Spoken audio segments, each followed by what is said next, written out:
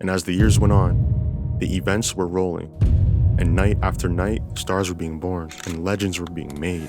What was also important about the URL creating its platforms was that there was nowhere else that real lyricists could come together, have an outlet to showcase their talent without having to be forced to water down their material, as well as have a chance to build their own personal brands to elevate themselves. And they were getting paid to do so. This was unheard of at the time. They were creating jobs, opportunities for battlers, and putting money in people's pockets.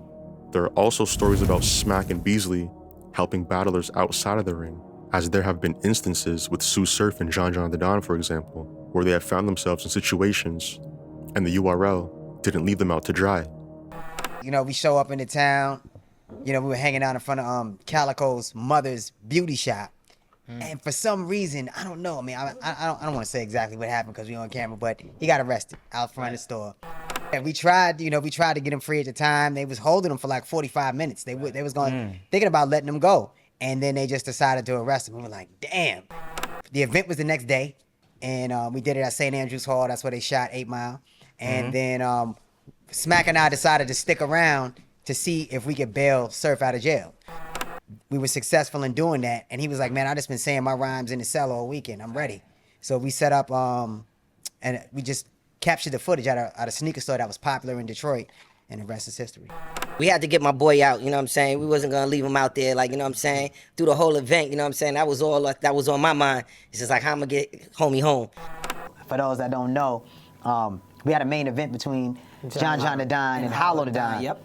And a few weeks prior, John the Don had gotten arrested. Oh. Luckily, everything panned out for him, and you know, charges were dropped or whatever. But he had gotten arrested at the time, and we didn't know what the outcome was going to be. So behind the scenes, we're talking to his family and legal counsel and stuff like that. But you know, outside, you know, all the media and everybody is crucifying us. Fans are crucifying us. They're saying, oh, you know, he's locked up and he's not going to perform. He got me up out of here. Let the fans know what's going on. Right. We don't always inform the fans of everything because a lot of stuff we're handling behind the scenes, so we don't know the outcome for sure yet. So we have to still handle things behind the scenes before we can just divulge all the information. With the lawyers and his moms and bail money's being put up in, you know what I'm saying? We're waiting and waiting for him to get out of jail, so it just keeps getting postponed, pushed back, postponed, pushed back. Finally, it gets to the point where we have to leave. So we all go over to London, we're waiting, we're saying he's gonna get out. He doesn't get out. They say he's released, but then we didn't know if he could get past the border and get into the country. So when he gets to the airport, he calls us. You know, we have him make a video at the airport. He sends it to the editor. We got it loaded up. We're ready to drop it. As soon as he gets, cleared and gets into the country, boom, we dropped the trailer. And the rest is history, man. He showed up. He did his thing that night. They both performed. And it was just crazy because we were on edge the entire weekend. For a whole decade, the URL was making themselves known as the most respected battle league. Other leagues were around and making noise with their own movements, but the URL was getting the label of being the NBA amongst the others, where if you really wanted to test your skills, you would need to make your name on their platforms, in their atmosphere, against their top talent. The URL would move like this for the next decade, with their roster of top talent, but as the decade came to a close, a roadblock hit the world that no one could even imagine, and had the URL scrambling to find another way to adapt. In late December of 2019, there was a word of a virus starting to break out, and by March 2020, the World Health Organization declared that the world was under lockdown as we went through a pandemic. Businesses and schools were shut down, borders were closed, and everybody was dealing with their own issues as the world tried to navigate through this new chapter. The URL was no different. With their bread and butter being big stage events to bring awareness to their movement, they had to find a new way to continue the business and continue providing those opportunities for those around them. This, on top of the fact that YouTube had changed their rules and guidelines since 2009, and 2020 had them monitoring and cracking down on more videos with violence, swearing, and harsh subject matter. This meant the URL wasn't getting the same amount of money off of YouTube as they were in the past. And with this new lockdown happening, things weren't looking good for the future of battle rap, but they've adapted once when things moved from DVDs to online, so who's to say they couldn't do it again? This brings us to February of 2020, when it was announced that the Ultimate Rap League signed a multi-year deal with Caffeine, a streaming platform similar to Twitch or Kick. The opportunity came when Drake signed a partnership with the live streaming platform, and the deal was a part of Drake's multi-year agreement with Caffeine, which included bringing the URL to the platform, bringing the URL on board, and working with Caffeine to produce live-streamed rap battle events. And to add, the URL was also able to use this moment to announce and bring awareness to their own URL TV app that they were working on for years. 2 big announcements that once again set them apart from other battle leagues. With this new business model in play, the URL was able to stream their events live on Caffeine. And not only were these events live, they were also for free. So instead of having to pay a pay-per-view fee like in the past and wait for it to drop on YouTube, all you had to do was create a Caffeine account and you can access all live URL events for free at no cost. And after the event was over, all battles would be posted on the URL app instead of YouTube, making the URL the official owners of their content and allowing the battlers to continue to say what they want without the worry of being censored. And the URL subscription to the app was only $7.99, less than a standard Netflix or Spotify subscription. What can we expect in the collaboration with Caffeine? A lot of people confused, a lot of people excited, but they don't know, like... Production quality is going to be way better. Just the overall It's looking experience good right is going to now. be way better. There's so Wow. much crazy things that you can do within the Caffeine platform. All the engagement, all the conversations are going to take place within the Caffeine platform. We have these unique props that you can put up during the battle that we'll get into, man, that are dope, that are unique to battle rap. So your overall experience on the Caffeine platform is going to be just that much better. It's going to air exactly like a sporting event. So it'll start at 5 p.m. Eastern Standard Time, and it airs one time and one time only. So everybody that's out For here free. watching. Oh, it's getting into that. Oh, I didn't mention that. And How, so- how free is that? Free. It's free. Free. I don't gotta do nothing, Smack. Nah, all you gotta do is download the application. Go. That's easy, though. Download the Caffeine application. You can download it at your Apple App Store or your Google Play Store, and then go follow the URL TV channel on Caffeine. Follow the boy channel too, which is Drake's channel. Shout out to the big homie Shout out Drake. to You know what I'm Drake. saying, for putting this collaboration together. Like, you know what I'm saying. But it's free. This was a massive step in the world of battle rap. At a time when the world was shut down, Smack and Beasley found another way to come out on the other side, providing opportunities and spreading the bag around when it was arguably needed the most. And not only needed the most, this Caffeine era was an era that provided a lot of battle rappers their biggest bag they've had to date, being able to consistently provide $10, $20, $30, and $40,000 paychecks to battle, which was an occasional thing during their YouTube era, with very, very few earning that 40.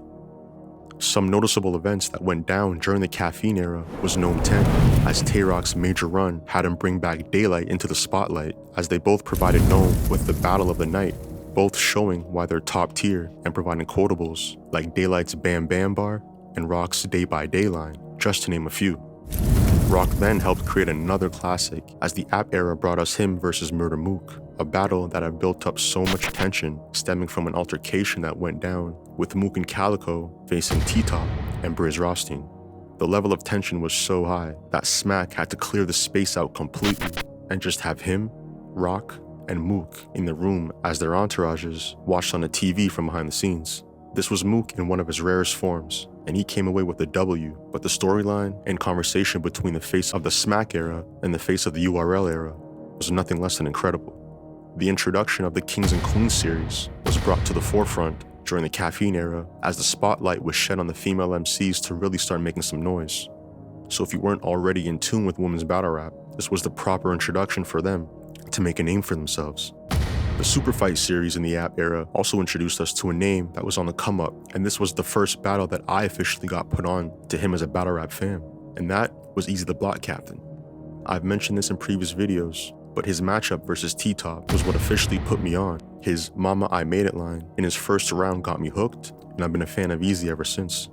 The URL's third installment of the Ultimate Madness Tournament series had battlers like Prep and New Jersey Twerk learn the hard way to never look KCJ in the eyes, as it made them both freeze up during their battles. No! What the this bitch did to me? Swamp learned he got swindled by Geechee Gotti, and both Geechee and Rum had an amazing finals battle that was hosted by Drake at Gnome 11, as he threw in an extra $50K on top of the already $100K prize that they were battling for. And although Geechee did end up winning, him and Rum both agreed to split that bag evenly, so they both went home with some money. Now, Summer Madness 11 brought us the return of big stage battles post-pandemic, and also the return of Sue Surf to the ring after a short hiatus, which then led to his own mini undefeated streak that he would go on battling John the Don, New Jersey Twerk, Calico, Cortez, and JC. This was also the night another classic was made, and the fan favorite at the time in Easy the Block Captain went against the Prodigy in chess, even with a stacked card that included Geechee, Mook, Surf, Reed Dallas, Kayshawn, John the Don, Calico, and Hollow the Don. That chess versus easy battle was easily considered the battle of the night. You can even feel the energy through the TV that night, so one can only imagine what it felt like in that building. The following year, they introduced the Homecoming series, as the URL went back to where it all started, hosting that event at Urban Plaza with a monster headline of Murder Mook versus Geechee Gotti. The URL also brought out King Los from his mainstream bag to step in his battle rap bag as he went head-to-head against DNA in the Volume 8 series. And of course, who can forget the event hosted by the URL and Drake as they threw their Till Death Do Us Part events, providing a heavyweight card which included Real Sick versus Pat Stay, rest in peace, Jazz the Rapper versus Gaddis, T-Rex versus Rum Nitty, Sue Surf versus Calico, Tay-Rock versus New Jersey Twerk, and Loaded Lux versus Geechee Gotti. All these events mentioned with these high-level battles and classic moments were all moments that we got to witness for free. Sometimes, I do look back on this part of the app era and wonder if we took it for granted as fans of the culture. We went from paying $50 to $60 pay-per-views to witnessing it for free. And if you wanted to watch them over again, all you had to do was get the app. What a time, man. And along with these events, we also got introduced to some new faces like Lou Castro, Fonz, Swamp, Real Sick, Loso, and of course, Easy. And damn, speaking of Loso, how could we forget his haymaker against Vixen the Assassin? Crazy. Hood is watching when Champion interviews her, so she has to make sure that she acts right. But then turns the Caucasian switch on with URL to negotiate her bag price. In a way, it's class, but it's really trash. Like, she gets on stage, swag, but in the back, light. She talks to Swave, mad, but talks to Pat, nice. In front of Jay, black, but in front of Smack, white. How you talking about? You will never rap better than me.